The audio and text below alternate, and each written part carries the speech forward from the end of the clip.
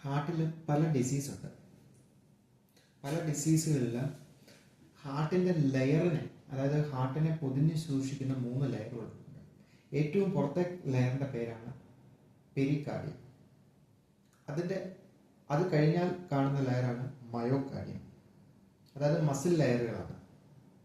പിന്നെ ഏറ്റവും ഉള്ളിൽ കാണുന്നതാണ് എൻഡോകാർഡിയം, അതായത് ബ്ലഡിൻ്റെ അകത്ത് ബ്ലഡുമായിട്ടൊക്കെ കോണ്ടാക്ട് ആകുന്ന, വാൽവുകളും ഒക്കെ ആയിട്ട് കോണ്ടാക്ട് ആകുന്ന പ്രധാനപ്പെട്ടത് എൻഡോകാർഡിയാണ് ഏറ്റവും ഉള്ളിൽ.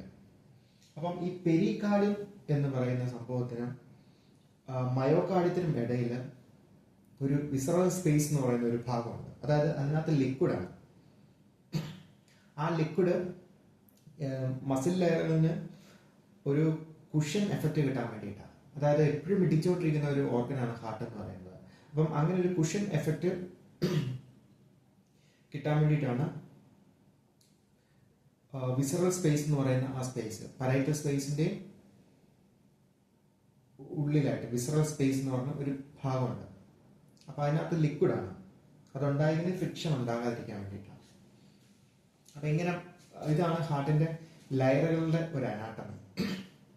എന്നാൽ ഈ ലയറുകൾക്ക് എന്തെങ്കിലും ബുദ്ധിമുട്ട് സംഭവിച്ചാൽ അത് ഹാർട്ടിന്റെ മൊത്തം പ്രവർത്തനത്തെ ബാധിക്കും. കാരണം ഇപ്പം ഒന്നാമത്തെ അസുഖമാണ് പെരികാർഡൈറ്റിസ്. അപ്പൊ പെരികാർഡിയത്തിന് ഇൻഫെക്ഷൻ ഉണ്ടായി, ഹാർട്ടിൽ ഇങ്ങനെ പെരികാർഡിയത്തിന് ഇൻഫ്ലമേഷൻ ഉണ്ടായി, ഇങ്ങനെ ഫ്ലൂയിഡ് ഇങ്ങനെ നിറഞ്ഞു കിടന്നു കഴിഞ്ഞാൽ പെരികാർഡ് എന്ന സാധനത്തെ പൊക്കിക്കൊണ്ടാണ് ഹാർട്ട് പിന്നെ ഇടിക്കുന്നത്. അപ്പൊ ഹാർട്ടിന് വർക്ക് ഓവർലോഡ് ആവും.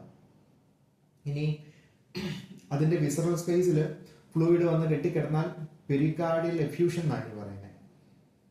ഉണ്ടായിക്കഴിഞ്ഞാൽ എന്ത് പറ്റുമെന്ന് പറഞ്ഞാൽ പെരികാർഡിയത്തിന് വർക്ക് ചെയ്യാനുള്ള സ്പേസ് കിട്ടത്തില്ല. കാരണം ആ സ്പേസ് മുഴുവൻ നിറഞ്ഞു നിൽക്കുക ഫ്ലൂയിഡ്. അപ്പം മയോകാർഡിയത്തിന് ഇടിക്കാനുള്ള ശക്തി കുറഞ്ഞ്, കൺട്രാക്ടിവിറ്റി കുറഞ്ഞ് ഹാർട്ട് ഫെയിലിയറിലേക്ക് തന്നെ പോകും. പിന്നെ എൻഡോകാർഡിയം എന്ന് പറഞ്ഞാൽ എൻഡോകാർഡിയത്തിന് എന്ത് സംഭവിച്ചാലും അത് വാൽവുകൾക്കും ഹാർട്ടിന്റെ അകത്തെ ഭാഗങ്ങൾക്കും മൊത്തം ബോഡിയിലേക്കും അത് പടരാൻ സാധ്യതയുണ്ട്. കാരണം അവിടെ ഉണ്ടാകുന്ന ചെറിയൊരു പ്രശ്നം പോലും ഉള്ളിലേക്കുള്ള മുഴുവൻ സർക്കുലേഷനിലും ബാധിക്കും. ഇതാണ് ഇതിന്റെ ഒരു പൊതുവായ സംഭവം. ഇത് നമുക്ക് പെരികാർഡൈറ്റിസിനെ കുറിച്ചാണ് നമ്മൾ പഠിക്കാൻ പോകുന്നത്. പെരികാർഡിയം, അതായത് പെരികാർഡിയം എന്ന് പറഞ്ഞാൽ ഇൻഫ്ലമേഷൻ ഓഫ് ദ പെരികാർഡിയം, അതായത് ഔട്ടർ കവറിംഗ് ഓഫ് ദ ഹാർട്ടിനാണ് ഈ പെരികാർഡിയം എന്ന് പറയുന്നത്. ഇത് 2 തരത്തിലുണ്ട്. അതായത് അക്യൂട്ട് ഉണ്ട്, ക്രോണിക് ഉണ്ട്. അതായത് പെട്ടെന്ന് ഒരു വേദന വന്ന് ബുദ്ധിമുട്ടുണ്ടായി പെട്ടെന്ന് ഫ്ലൂയിഡ് നിറഞ്ഞ പ്രശ്നം ഉണ്ടാകാറുണ്ട്. ക്രോണിക് ആയിട്ട് 5-6 മാസം കൊണ്ട് പതിയെ ഡെവലപ്പ് ആയി വരുന്നതുമുണ്ട്. ഇനി ഇതിന്റെ കോസസ്, ചിലതിന്റെ കാരണം ഇൻഫെക്ഷൻ ആണ്.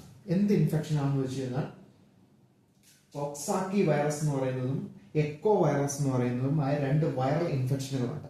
അപ്പോൾ വൈറൽ കൊണ്ടാണ് ഉണ്ടാകുന്നതെങ്കിൽ നമ്മളതിന് ട്രീറ്റ്മെന്റ് എടുക്കണം.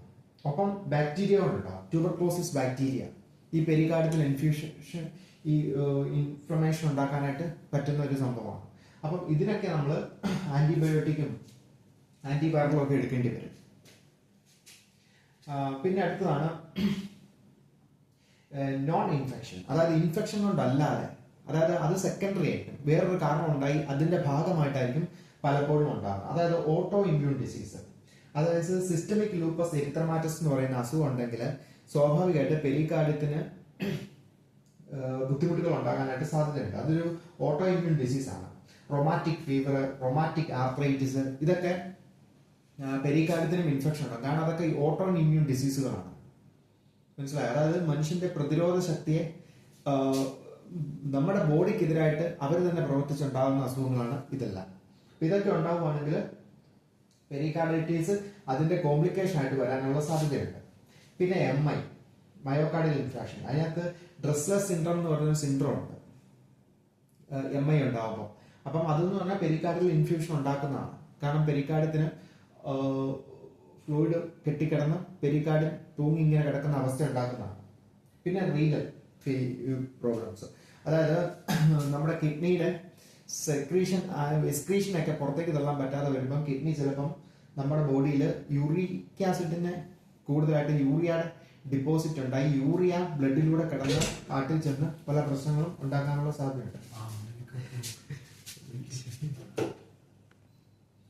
അപ്പം യൂറിക് ആസിഡ് ഡിപ്പോസിറ്റ് ചെയ്ത് ഇങ്ങനെ പ്രശ്നം ഉണ്ടാകാനായിട്ട് സാധ്യതയുണ്ട്. അപ്പം യൂറിക് ആസിഡ് അങ്ങനെ ഡെപ്പോസിറ്റ് ചെയ്ത് ഹാർട്ടിന്റെ ലെയറിലൂടെ ഒക്കെ ചെന്ന് എല്ലാ സർക്കുലേഷനിലൂടെ പോകുമ്പം ഇവിടെ വന്ന് കെട്ടിക്കിടന്ന് യൂറിക് ആസിഡിന്റെ ഡിപ്പോസിഷൻ മൂലവും ഈ പ്രശ്നം ഉണ്ടാകാറുണ്ട്.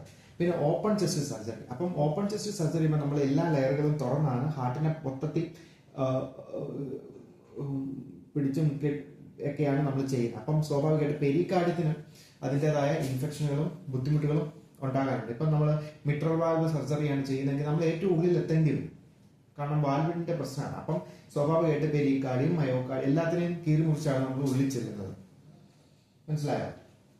പിന്നെ ചെസ്റ്റ് ട്രോമ, അതായത് എന്തെങ്കിലും ആക്സിഡന്റ് ഉണ്ടായി ചെസ്റ്റിൽ എന്തെങ്കിലും കുത്തി കയറുകയോ പിടിക്കുകയോ ഒക്കെ ചെയ്ത് കഴിഞ്ഞാൽ ചെസ്റ്റ് ട്രോമ ഉണ്ടായി ഇൻഫെക്ഷൻ ഉണ്ടാകും. പിന്നെ ഇത് വന്നാൽ എന്തെല്ലാം സൈൻസ് ആൻഡ് സിംറ്റംസ് കാണിക്കും. അതായത് ഒന്നാമത് കാണിക്കാൻ പോകുന്ന ചെസ്റ്റ് പെയിൻ ആയിരിക്കും. കാരണം ഹാർട്ടിന്റെ ഒരു വലിയ ലെയർ ഇങ്ങനെ തൂങ്ങിക്കിടക്കുമ്പോൾ സ്വാഭാവികമായിട്ട് ചെസ്റ്റിന് അതിന്റെ ഭാരം ഉണ്ടാവും, അതിന് ബുദ്ധിമുട്ടുണ്ടാവും. അപ്പൊ സ്വാഭാവികമായിട്ട് എല്ലാം ഇതിലും പോലെ നമുക്ക് ആദ്യമേ പെയിൻ ആണ്. ഈ പെയിന്റെ പ്രത്യേകത എന്ന് പറഞ്ഞാൽ ഷാർപ്പ് പ്രിക്കോഡിയൽ പെയിൻ ആണ്. അതായത് ആന്റീരിയർ ഹാർട്ട് മുഴുവൻ പെയിൻ ആയിരിക്കും. മനസ്സിലായോ? മറ്റേത് ഹാർട്ടിന് MI ആണെങ്കിലോ ഈ സബ്സ്റ്റേണൽ പാർട്ടിൽ നിന്നാണ് പെയിൻ തുടങ്ങുന്നതെങ്കിൽ ഇത് മുഴുവൻ ആന്റീരിയർ പാർട്ടിലും പെയിൻ ആയിരിക്കും.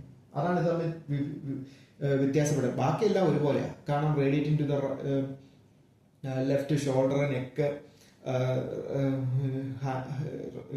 ലെഫ്റ്റ് റീജിയനിലേക്കൊക്കെ മൂവ് ചെയ്യുന്ന പോലെ തന്നെ ഇതിലും മൂവ് ചെയ്യും. പക്ഷെ മൊത്തം ഭാഗത്തും പെയിൻ ആയിരിക്കും, ജസ്റ്റ് മൊത്തം പെയിൻ ആയിരിക്കും. അതാണ് അതിൻ്റെ ഒരു പ്രത്യേകത. പിന്നെ ഇൻഹേൽ ചെയ്യുമ്പോൾ ശ്വാസം ഉള്ളിലേക്ക് എടുക്കുമ്പോൾ പേഷ്യന്റ് പെയിൻ ഉണ്ടാവും. അതായത് സുപ്പൈൻ പൊസിഷനിൽ പേഷ്യന്റ് കിടക്കുമ്പോൾ ഭയങ്കര പെയിനാണ്. എന്നാൽ എഴുന്നേറ്റ് അപ്രൈറ്റ് പൊസിഷനിൽ ഇരിക്കുമ്പോഴോ ഒരു പ്രശ്നവുമില്ല. അങ്ങനത്തെ പെയിനുകളാണ് ഇതിന് കൂടുതലായിട്ട് ഉണ്ടാകുന്നത്. പിന്നെ പെരികാർഡിയൽ എഫ്യൂഷൻ ഉണ്ടാവും. അതായത് ഫ്ലൂയിഡ് ഇങ്ങനെ കെട്ടിക്കിടക്കുമല്ലേ, അപ്പൊ പെരികാർഡിയൽ എഫ്യൂഷൻ എന്നാണ് ഇതിന് പറയുന്നത്. അങ്ങനെ ഫ്ലൂയിഡ് കെട്ടിക്കിടക്കുന്ന പ്രശ്നം ഇതിലുണ്ടാവും. അപ്പം ഇങ്ങനെ ഫ്ലൂയിഡ് കെട്ടിക്കിടക്കുമ്പോൾ സ്വാഭാവികം ഇതിനെ എടുത്ത് ഇങ്ങനെ പൊങ്ങുമ്പോൾ ഫ്രിക്ഷൻ റബ്ബാണ്. അതായത് ഒരു ഫ്രിക്ഷൻ, അതായത് എവിടെയോ ഉരയുന്ന പോലത്തെ ഒരു സൗണ്ട് നമുക്ക് ഹാർട്ടിന്റെ ഇടിപ്പിൽ കേൾക്കാൻ പറ്റും. പിന്നെ സ്വാഭാവികമായിട്ട് ലങ്സുമായിട്ടൊക്കെ ബന്ധപ്പെട്ട് കിടക്കുന്നതുകൊണ്ട് ഇതിനുണ്ടാകുന്ന പ്രഷർ ലങ്സിലേക്കും പ്രഷർ കൊടുക്കാൻ സാധ്യതയുണ്ട്.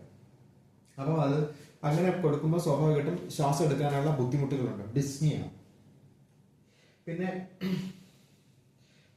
സാധാരണ പോലെ ഈ സർക്കുലേഷനിലേക്ക് ആവശ്യത്തിന് ഓക്സിജൻ കിട്ടാതെ വരിക, ആവശ്യത്തിന് ബ്ലഡ് കിട്ടാതെ വരിക, കാരണം ഹാർട്ടിന്റെ വർക്ക് കുറയുക. അങ്ങനെ വരുമ്പോൾ വീക്ക്നെസ്, ടയേർഡ്, ഫറ്റീഗ്, ആവശ്യത്തിന് ഓക്സിജൻ കിട്ടാൻ പറ്റാത്തത് കൊണ്ടുണ്ടാകുന്ന എല്ലാ ബുദ്ധിമുട്ടുകളും ഉണ്ടാകും. കാരണം അതിനനുസരിച്ച് ഇടിക്കാൻ ഇതിന് പറ്റുന്നില്ല. കാരണം ഈ ഭാരം എടുത്താണ് ഇത് ഹാർട്ട് വർക്ക് ചെയ്യുന്നത്. പിന്നെ WBC ഉയർന്നായിരിക്കും. പിന്നെ ഇത് ഇൻഫെക്ഷൻ ആണെങ്കിൽ ഫീവറും ചില്ലും ഉണ്ടാവും. കാരണം ഇൻഫെക്ഷൻ മൂലം ഉണ്ടാകുന്നതുകൊണ്ട് ഫീവറിന്റെ ഇൻഫ്ലമേഷൻ ആയിട്ടാണ് ഇത് വരുന്നത്. അപ്പം ഇൻഫ്ലമേഷനിലേക്കാണ് കിടക്കുന്നത്. MI ഉണ്ട്, എല്ലാത്തിനും ഇൻഫ്ലമേഷനിലേക്ക് കിടക്കുന്നുണ്ട്, ഫീവറും ചില്ലും ഉണ്ടാവും. എന്നാൽ MI ആണെങ്കിലോ ഫീവറോ ചില്ലോ ഒന്നും ഉണ്ടാകത്തില്ല, നേരെ ചെസ്റ്റ് പെയിൻ മാത്രമേ ഉള്ളൂ. പിന്നെ WBC കൗണ്ട് ഇതിനകത്ത് കൂടും, MIക്കാണ് അത് കാണത്തില്ല. പിന്നെ ST എലവേഷനും ആർട്ടറിയൽ ഫിബ്രിലേഷനും കോമൺ ആയിട്ട് ഇതിന്റെ ഭാഗമായിട്ട് വരാറുണ്ട്. പക്ഷെ ആർട്ടറിയൽ ഫിബ്രിലേഷനും ST എലവേഷനും ഉണ്ടാകുമ്പോൾ നമ്മളത് ഹാർട്ട് അറ്റാക്ക് ആയിട്ട് നമുക്ക് തോന്നാം. പക്ഷെ ഹാർട്ട് അറ്റാക്ക് ആണോ ഇല്ലെന്ന് നമ്മൾ അറിയുന്നത് ഫീവർ, WBC കൗണ്ട് ഒക്കെ കൂടുന്നത് ഇവിടെ മാത്രമേ ഉള്ളൂ. അപ്പം ട്രോപ്പ് ഐ, ട്രോപ്പ് ടി പോലുള്ള കാർഡിയാക് മാർക്കറുകൾ ഇവിടെ പോസിറ്റീവ് ആയിരിക്കത്തില്ല. അങ്ങനെയാണ് ഇത് തമ്മിൽ തിരിച്ചറിയുന്നത്. പിന്നെ കോംപ്ലിക്കേഷൻ, പെരികാർഡിയൽ എഫ്യൂഷൻ ഉണ്ട്. അതായത് പെരികാർഡിയത്തിൽ വിസറൽ റയലിൽ ഫ്ലൂയിഡ് കെട്ടിക്കിടന്ന് ഇച്ചിരി ബുദ്ധിമുട്ടൊക്കെ ഹാർട്ടിന് ഉണ്ടാക്കാൻ സാധ്യതയുണ്ട്. അപ്പൊ ഹാർട്ടിന്റെ കൺട്രാക്ടിവിറ്റി ഒക്കെ കുറയും. പിന്നെ കാർഡിയാക് ടാമ്പനോയിഡ്, അതായത് എന്താണെന്ന് വെച്ചാൽ വിസറൽ ലെയർ മുഴുവൻ തിങ്ങി നിറഞ്ഞ് ഫ്ലൂയിഡായി. അതൊരു മെഡിക്കൽ എമർജൻസിയാണ്. കാരണം ഹാർട്ടിന് പ്രവർത്തിക്കാനേ പറ്റാത്ത രീതിയിൽ പരൈറ്റൽ വിസറൽ ലെയറിനിടയിൽ ഭയങ്കരമായിട്ട് ഫ്ലൂയിഡ് നിറഞ്ഞ് ഒരടി ഹാർട്ടിന് അനങ്ങാൻ മേലാത്ത രീതിക്ക് ഹാർട്ട് വിങ്ങി പൊട്ടി നിൽക്കുക. മനസ്സിലായോ? അങ്ങനത്തെ ടാമ്പനോയിഡ് എന്ന് പറയും. അത് ഭയങ്കരമായിട്ട് മെഡിക്കൽ എമർജൻസിയാണ്. അങ്ങനത്തെ പേഷ്യന്റിനെ പെട്ടെന്ന് ട്രീറ്റ്മെന്റ് കൊടുത്ത് കാർഡിയാക് സിന്തസിസ് ചെയ്ത് പേഷ്യന്റിന്റെ ഫ്ലൂയിഡ് എല്ലാം എടുത്തു കളഞ്ഞില്ലെങ്കിൽ, പെരികാർഡിയൽ സിന്തസിസും ചെയ്ത് എടുത്തു കളഞ്ഞില്ലെങ്കിൽ ആൾ മരിച്ചു പോകും. ഡെത്തിലേക്ക് നയിക്കുന്നതാണ് കാർഡിയാക് ടാമ്പനോയിഡ്. പിന്നെ ഹാർട്ട് ഫെയിലിയർ നമുക്കറിയാലോ ഇതിന്റെ കാരണം ഇത് ആവശ്യത്തിന് ട്രീറ്റ്മെന്റ് എടുത്തില്ലെങ്കിൽ ഈ പെരികാർഡിയൽ എഫ്യൂഷൻ, ടാമ്പനോയിഡ്, ഹാർട്ട് ഫെയിലിയർ, ഈ 3 ഘട്ടങ്ങളിലേക്ക് ഇത് വരാനുള്ള സാധ്യതയുണ്ട്. പിന്നെ ഇതിന്റെ ഡയഗ്നോസിസ് എന്തൊക്കെ ചെയ്താണ് നമ്മൾ കണ്ടുപിടിക്കണം എന്നുള്ള സംഭവമാണ്. അതായത് ഒന്ന് ECG, എക്കോ, എക്സ്റേ. ECGയിലെ വേരിയേഷൻ നോക്കി നമുക്ക് കണ്ടുപിടിക്കാം. എക്കോ ചെയ്ത് ഹാർട്ടിന്റെ വാൽവുകളൊക്കെ എങ്ങനെ പ്രവർത്തിക്കുന്നു എന്ന് നമുക്ക് കണ്ടുപിടിക്കാൻ പറ്റും. എക്സ്റേ കാരണം മെഗാലി ഉണ്ടാവും.